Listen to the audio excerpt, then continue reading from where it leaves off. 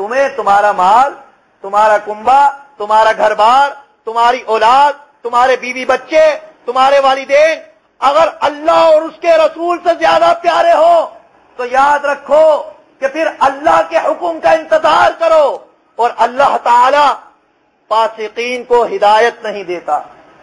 قرآن یہ کہہ رہا ہے کہ حضور علیہ الصلوۃ والسلام کی محبت اور اللہ رب العالمین کی محبت تمام چیزوں پر فوقیت رکھتی ہے۔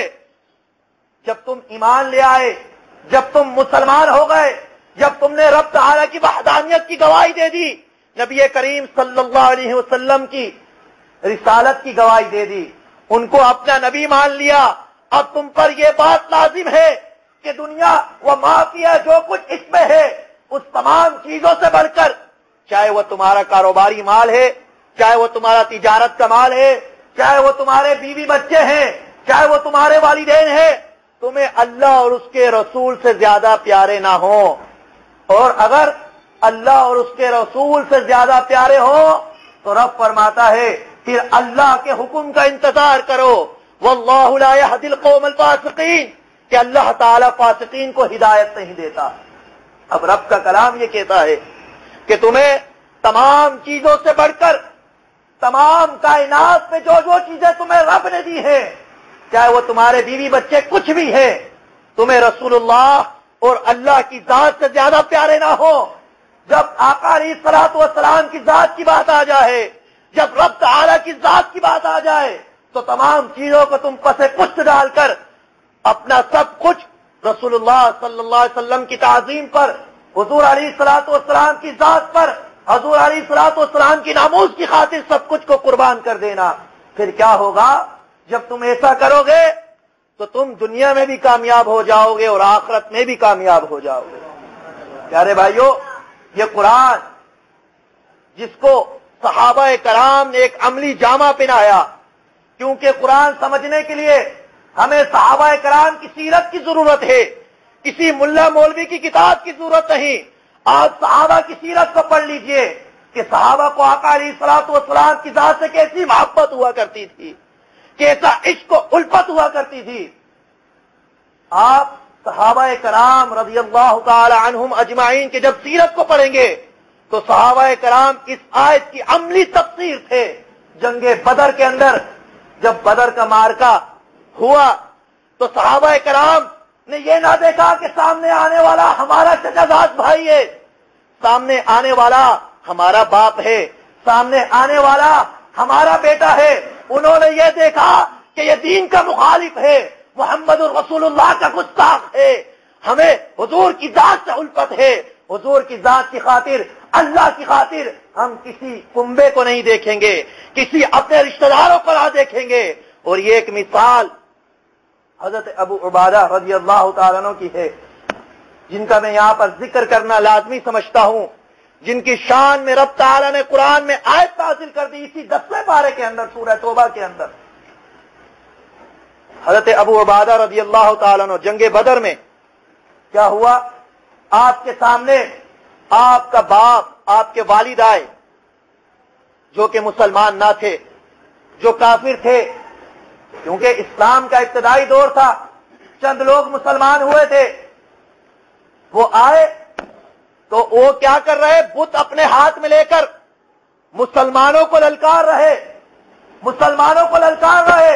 ابو عبادہ نے یہ نہ دیکھا کہ یہ میرا باپ ہے، انہوں نے یہ دیکھا کہ یہ رسول اللہ کا گستاخ ہے، تلوار لی اس کا سر تن سے جدا کر کے واصل جہنم کر دیا۔ رب کی ذات کو یہ ادا ایسی پسند آئی، رب نے آیت نازل کر دی، لا تجد قوما یؤمنون باللہ والیوم الآخر۔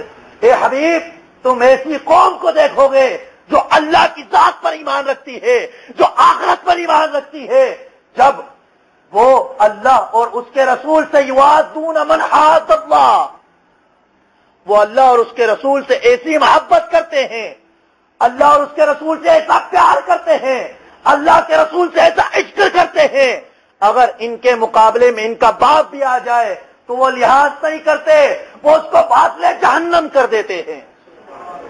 یہ صحابہ کا عشق تھا۔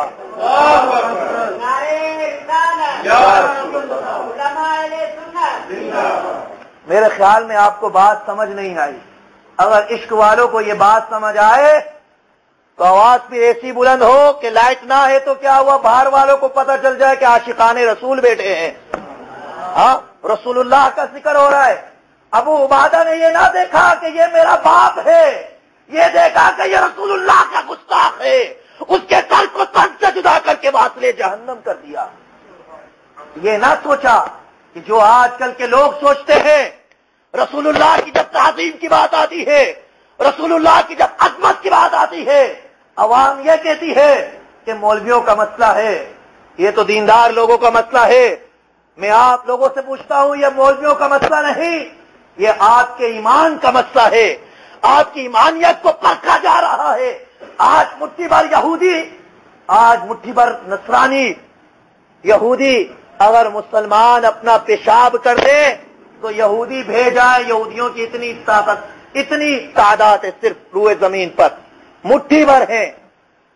1.25 ارب کم و بیش آبادی مسلمانوں کی ہے، اور مسلمانوں کے نبی آخر الزمان سید الانبیاء صلی اللہ علیہ وسلم کی شان میں گستاخی ہوتی ہے. مسلمانوں کو کچھ بھی نہیں ہوتا.